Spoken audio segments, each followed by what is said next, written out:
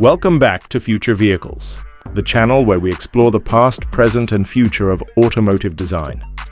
Today we're diving into the cabin of a very special car, one that marked a transitional chapter in Volkswagen's history. This is the 1952 Volkswagen Zwitter Beetle, a fascinating blend of old and new.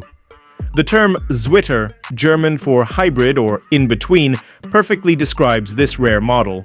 Produced only for a few months between October 1952 and March 1953, it bridged the gap between the split-window Beetle and the newer oval-window models. But instead of focusing on its exterior history, we're taking you inside, into the driver's seat, to explore what the interior of this unique car says about the evolution of Volkswagen's design philosophy. When you first open the door of the 1952 Zwitter Beetle, the simplicity of the interior stands out. It's Spartan by modern standards, but that's exactly what gives it charm. This is a car built with utility in mind, but with a certain understated elegance that reveals itself through thoughtful details. The doors open wide and feel light, but solid. The interior door panels are covered in plain vinyl with minimal padding. In this 1952 model, the armrest is fixed low and integrated into the panel. Simple, functional, and easy to maintain. The handle is a simple, curved piece of metal, used for both opening and closing the door. No buttons, no electronics, just mechanical honesty. Take a seat behind the wheel and you'll find a narrow, bench-style seat covered in durable vinyl upholstery. These were not designed for luxury, but were certainly made to last. The seat's shape is flat, and lateral support is minimal, but for the time it was adequate. The color schemes vary depending on the model and market, but most Zwitters feature subdued tones like gray, beige, or green that complement the muted exterior colors of the era. Adjusting the seat is done manually using a small lever underneath. You can slide it forward or backward, but that's about it. Still, the driving position is upright and gives you excellent visibility, which was a point of pride for the Beetle design. Directly in front of the driver is a small two-spoke steering wheel painted in ivory or black, depending on the trim. It's thin and feels almost delicate compared to modern standards, but it's surprisingly responsive thanks to the car's lightweight structure. There's no power steering, of course, but the manual rack and pinion system offers direct feedback. The horn button is integrated into the center of the wheel. No frills, just a simple push, and it emits a characteristic mechanical beep that feels authentic. Now, let's talk about the dashboard. This is where the Zwitter becomes especially interesting. It features elements of both the earlier split window and the later oval window Beetles. In the center of the dash is a single large gauge, the speedometer. In Zwitters, this gauge is unique to the model. It still uses the split window dash layout, but incorporates a redesigned speedometer with an integrated fuel gauge, which was new at the time. Earlier models had no fuel gauge at all, just a reserve lever under the dash that you pulled when the tank ran low. So this was a step forward in usability. Surrounding the speedometer, you'll notice a symmetrical layout typical of early Beetles, with blank spaces on either side. One side often featured a clock if it was a deluxe model, but many cars had just a plain metal cover. The dashboard itself is made entirely of painted metal, color-matched to the body. No plastic, no soft-touch materials, just honest metal. It feels industrial, but there's a clean design logic to it.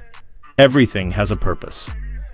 Below the speedometer, you'll find a row of pull knobs and toggle switches. Each one controls something. Essential: lights, wipers, and the choke. They're labeled in German and have a tactile, mechanical feel. There's a satisfying click when you pull or push them, a kind of analog feedback that today's digital interfaces just can't replicate. The wiper switch, for instance, activates the vacuum-powered wipers. They work, but only just. The faster you go, the slower they get. A charming quirk of the era.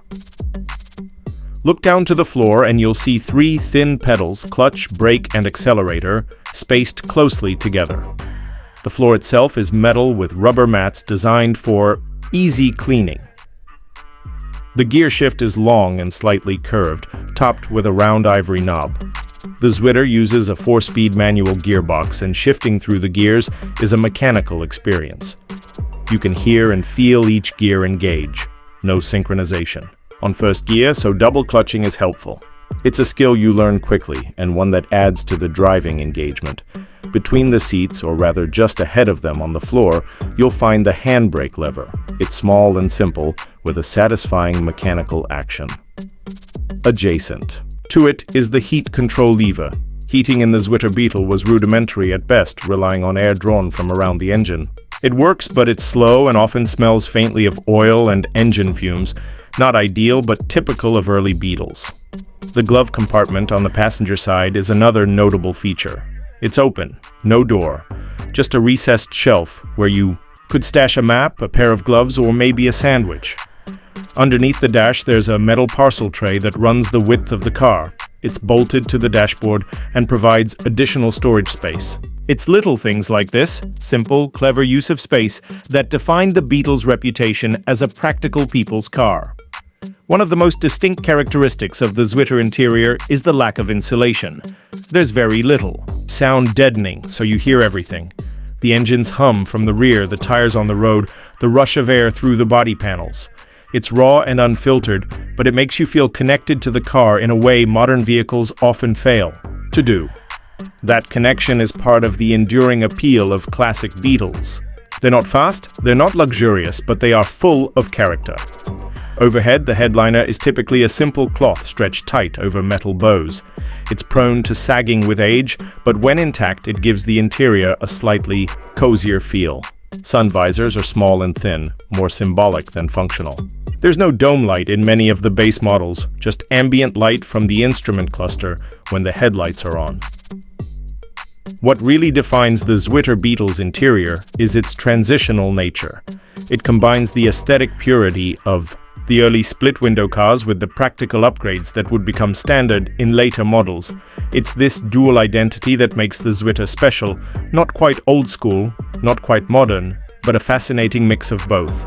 Volkswagen was refining the Beetle's design continuously, and the Zwitter captures that moment in motion, a snapshot of evolution. If you ever get the chance to sit in a Zwitter, you'll notice that every element feels intentional. Nothing is there just for show. It's a reminder of a time when cars were machines, not rolling computers, when driving meant engaging with the car, not just pressing buttons.